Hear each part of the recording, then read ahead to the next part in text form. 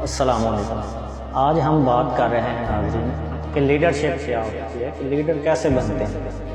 آج ہم چند خصوصیات اور مثالوں کے ساتھ ہم اس کو واضح کریں گے۔ ہم روزمرہ زندگی میں سنتے ہیں فلاں لیڈر ہے، فلاں لیڈر ہے۔ لیڈرشپ ہوتی کیا ہے؟ علی روزویلٹ کہتا ہے کہ خود سے کام لینے کے لیے اپنا دماغ استعمال کرو، دوسروں سے کام لینے کے لیے اپنا دل استعمال کرو۔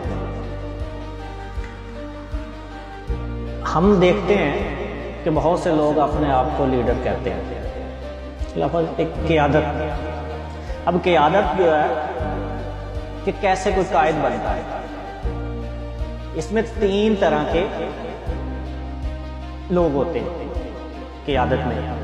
پہلی قسم کے قائد جو ہوتے ہیں وہ پیدائشی ہوتے ہیں، اس میں نبی، پیغمبر اور رسول صلی اللہ علیہ وسلم ہوتے ہیں۔ دوسرے قائد وہ ہیں جو حالات و واقعات سے قائد بنتے ہیں، اور تیسرے وہ ہیں جو سیکھنے یا کسی سے متاثر ہو کر قائد بنتے ہیں۔ لیڈرشپ میں چار الفاظ ہیں۔ کتنے الفاظ ہیں؟ چار۔ پہلا لفظ ہے لیڈر، یعنی کہ چار الفاظ ہیں لیڈرشپ میں۔ پہلا لفظ ہے لیڈ، دوسرا ہے لیڈر، تیسرا ہے لیڈرشپ اور چوتھا ہے شپ۔ اگر ہم ان کے معنی دیکھیں تو ہمیں پتہ چلتا ہے کہ ان کے مطلب کیا ہوتا ہے۔ لیڈ کا مطلب ہے رہنمائی کرنا، اور دوسرا لیڈر، لیڈر جو رہنما ہوتا ہے، اور تیسرا لیڈرشپ، کوئی ایسا آلہ جو سمندر میں تیرتا اور چیزوں کو ایک جگہ سے دوسری جگہ لے جاتا ہے۔ چوتھا لیڈرشپ۔ لیڈرشپ کا مطلب ہے کہ وہ طریقہ کار جس میں کوئی لیڈر لوگوں کو مقام تک پہنچاتا ہے۔ یہ لیڈرشپ یعنی کہ لیڈر کی چار قسمیں ہوتی ہیں، اس لیے ہم اس کو کہتے ہیں کہ لیڈرشپ میں کون کون سی ہوتی ہیں۔ ہم ایک ایگزامپل دیکھتے ہیں۔ ایک میں آپ کو ایگزامپل بتاتا ہوں، 2006 کی بات ہے۔ انجینئرنگ یونیورسٹی میں ایم ایس سی کی کلاس تھی، جس میں بہت سے بچے صاحب ظاہر اسٹوڈنٹ پڑھتے ہیں، زیر تعلیم بچے ہوتے ہیں۔ ان میں سے ہم چار لوگوں کی مثال دیکھتے ہیں۔ پہلا بچہ بہت زیادہ لائق ہے، ہر کلاس میں فرسٹ آتا تھا، وہ گولڈ میڈل لیتا ہے۔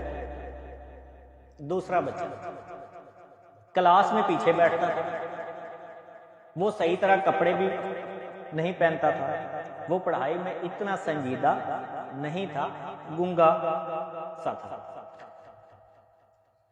تیسرا بچہ کلاس کا سب سے شرارتی بچہ تھا، وہ 60% یا اس سے کچھ زیادہ نمبر لیتا تھا۔ یہ بڑا شوق تھا۔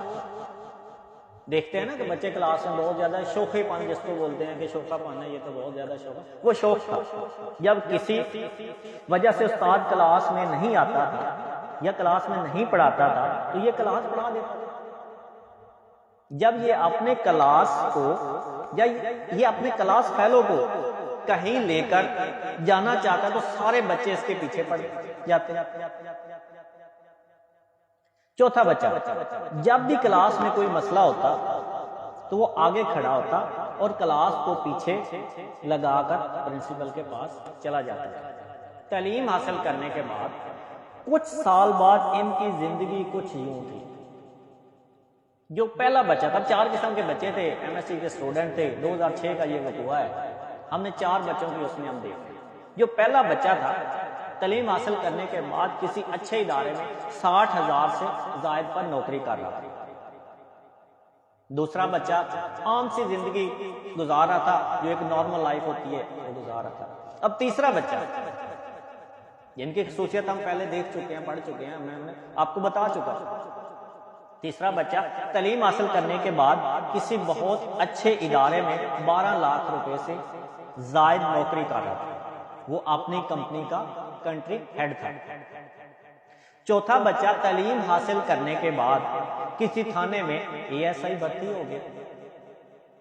پہلے بچے میں تعلیمی قابلیت تو بہت زیادہ تھی۔ اب ہم ان پر آتے ہیں کہ یہ کیسے ہم نے ان کو ڈیفرینشیٹ کیا۔ پہلے بچے میں تعلیمی قابلیت تو بہت زیادہ تھی، مگر اس میں اعتماد، بات چیت، وسائل کا استعمال اور لیڈرشپ کی کمی تھی، اس لیے وہ زیادہ ترقی نہیں کر سکا۔ دوسرا بچہ زندگی کے کسی بھی معاملے میں سنجیدہ نہیں تھا، اس لیے کچھ نہیں بن سکا۔ تیسرے بچے میں اعتماد تھا، اور اعتماد آگے بڑھنے کے لیے بہت ضروری ہے۔ دوسری خوبی اس میں یہ تھی اسے بات چیت کرنا آتی تھی۔ اس میں تیسری خوبی یہ تھی کہ اسے اپنے وسائل میں رہتے ہوئے کام کرنا آتا تھا۔ جو آدمی اپنے وسائل میں رہتے ہوئے کام کر لیتا ہے وہ کامیاب ہو جاتا ہے۔ اس کے علاوہ اس میں لیڈرشپ تھی۔ کنٹری کا ہیڈ ہمیشہ لیڈر ہوتا ہے۔